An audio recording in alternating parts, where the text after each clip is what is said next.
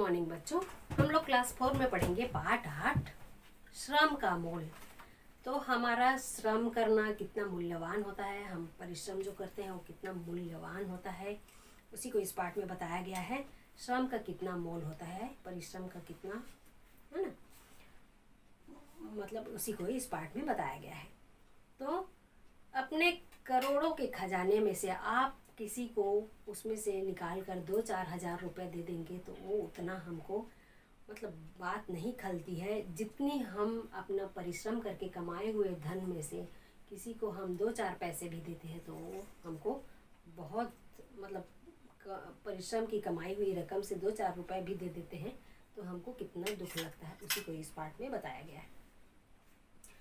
एक राज्य के राजा विद्वानों का बहुत सम्मान करते थे। किसी राज्य के राजा थे, वे विद्वान जो होते थे उनका बहुत सम्मान करते थे। ठीक है, तो मतलब बहुत अधिक जो शिक्षित होते थे, शिक्षित विद्वान मतलब बहुत अधिक शिक्षित, वे उन्हें मौके बेमौके धन दान दिया करते थे। तो वे उनको क्या करते थे, जो राजा थे वे उनको समय समय पर बहुत धन दान दिया करते थे। उनके राज्य में एक ऐसे विद्वान भी रहते थे जिन्हें दान लेना पसंद नहीं था। तो उनके राज्य में ऐसे भी एक विद्वान थे जिनको दान लेना पसंद नहीं था। उन्हें अपने परिश्रम से कमाए धन से ही गुजर बसर करना पसंद था। और कई लोग होते हैं जो दान लेना पसंद करते हैं, लेकिन कई लोग होते हैं जो अपने परिश्रम से ही अपना गुजर बसर, अपना परिवार चलाना पसंद करते हैं। किसी का मतलब किसी के दिए हुए धन से अपना लालची नहीं होते, किसी का धन लेना नहीं चाहते, अपना श्रम से अपने परिश्रम से कमा कर ही अपना गुजारा करते हैं। बहुत लोग लालची भी होते हैं, बहुत लोग नहीं भी होते।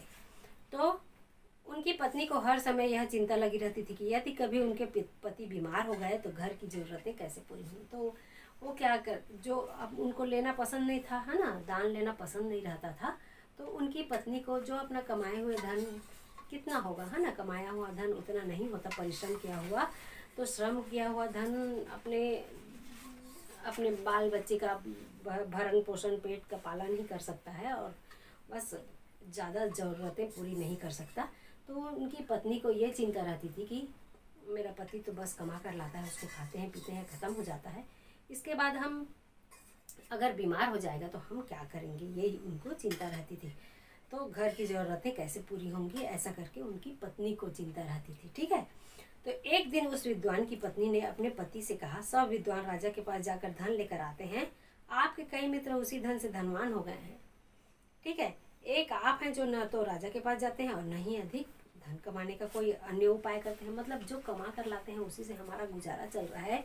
तो आप दूसरे आपके साथी मित्र लोग जाते हैं और राजा से धन लाते हैं और अपना कितना धनवान हो गए हैं, और आप है कि ना तो राजा के पास जाते हैं ना उनसे धन लेते हैं, तो है ना, तो अन्य कोई, और जैसे आपके पास अब कमाई आय का स्रोत कम है, जितना परिश्रम करके लाते हैं उसी से हमारा गुजारा चल रहा है और कहीं से आमदनी नहीं है तो कैसे हमारा घर चलेगा, है ना, और दूसरा कोई धन कमाने का उपाय ही नहीं करते हैं।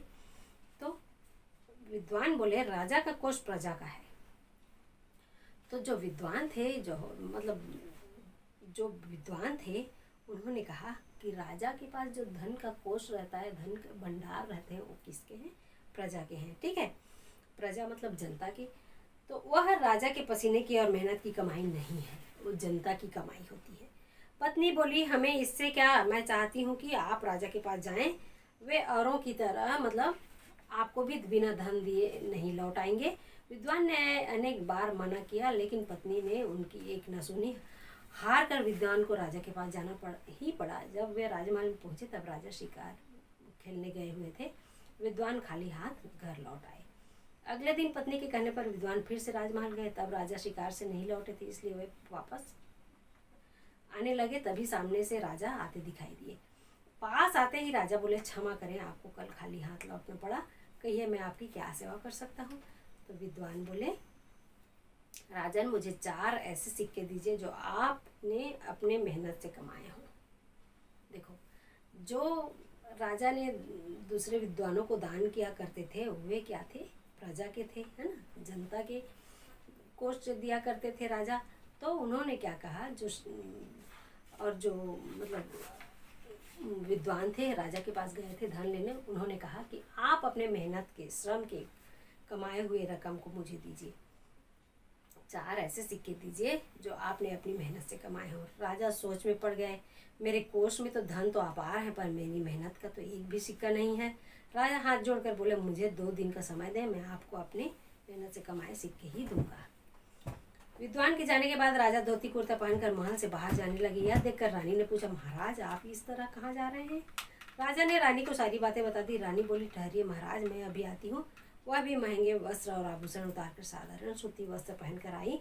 रानी को इस रूप में देखकर राजा हैरान रह गए।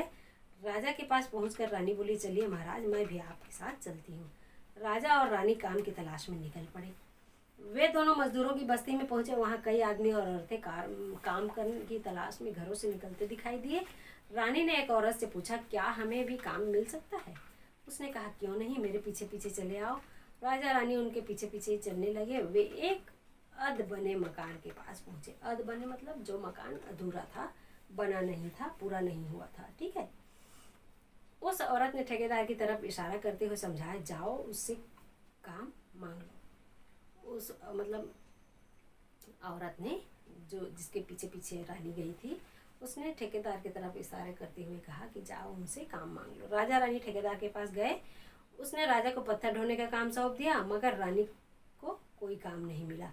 रानी मजदूरों के बच्चों के पास बैठ गई। राजा ठोकरे में पत्थर भर भर कर उठाने लगे, मतलब एक टोकरे में पत्थर भर भर कर उठाने लगे। उनसे 2 से तीसरी बार टोकरा नहीं उठा। ठेकेदार की नज़र राजा पर ही थी। वह राजा के पास जाकर बोला, यह काम तुम्हारे बस का नहीं है, ये लो 2 सिक्के, जाकर अपना और अपनी पत्नी का पेट भरो। राजा शर्मिंदा होकर चुपचाप 2 सिक्के लेकर रानी के साथ चले गए। थोड़ी दूर जाने पर उन्हें एक लहलहाता खेत मिला। वहाँ बहुत मतलब कुछ औरतें काम कर रही थी। रानी ने राजा से कहा, महाराज मैं वहाँ काम ढूंढती हूँ, जरूर काम मिल जाएगा। खेत पर काम करने वाली औरतों को रानी पर दया आ गई। उन्होंने रानी को फसलों की कटाई कर काम दिलवा दिया। रानी ने कुछ देर काम किया, लेकिन कुछ ही देर में वे हाँफने लगी। जब राजा ने राजा से नहीं रहा गया कि रानी हाँफ रही है, तो वे रानी की मदद करने दौड़े। वहाँ रानी को मजदूरी के 2 सिक्के मिले। अब उनके पास 4 सिक्के हो गए, राजा के 2 सिक्के और रानी के 2 सिक्के, है ना। वहाँ रानी को मजदूरी के 2 सिक्के जो मिले हुए थे वो, और राजा को जो पहले मिले हुए थे वो 2 मिला के 4 हो गए। अब उनके पास 4 सिक्के हो गए। वे खुशी खुशी अपने महल की ओर चल पड़े। रानी बोली, ये लोग इतनी मेहनत करते हैं तब इन्हें खाना नसीब होता है, मेहनत करते हैं तभी इनको मतलब पेट पालते हैं अपना, और खाना भोजन मिलता है। तो राजा बोला, अब हम भी इनकी तरह परिश्रमी हो गए हैं। वे महल में पहुंचे। विद्वान वहां पहले से आकर बैठे हुए थे। उन्होंने राजा रानी को इस वेश में देखा तो चकित हुए। राजा ने विद्वान की ओर सिक्के बढ़ाते हुए कहा, लीजिए हमारी मेहनत की कमाई। आपने हमसे हमारी मेहनत की कमाई न मांगी होती तो हमें श्रम का मोल कैसे पता चलता। अब हम श्रम का मोल जान गए हैं। हमें मेहनत से कमाई रोटी ही खानी चाहिए। विद्वान ने घर पहुंचकर पत्नी के हाथों पर सिक्के रखते हुए सारी बात बताई। पत्नी की आंखें भर आई। वह बोली, चलो इसी बहाने राजा को श्रम का मोल तो पता चला, है ना। तो श्रम का कितना मोल होता है वो कमाने वाले ही जानते हैं, घर बैठे वाले लोग नहीं। ठीक है। तो इससे राजा और रानी को श्रम का मोल का पता चल गया। और इस पाठ को हम आप लोग भी अच्छे से और पढ़ेंगे, रीड करेंगे। ठीक है। तो इसमें शब्दार्थ दिया है, उसको भी याद कर लेंगे। चलिए ठीक है, ओके, थैंक यू।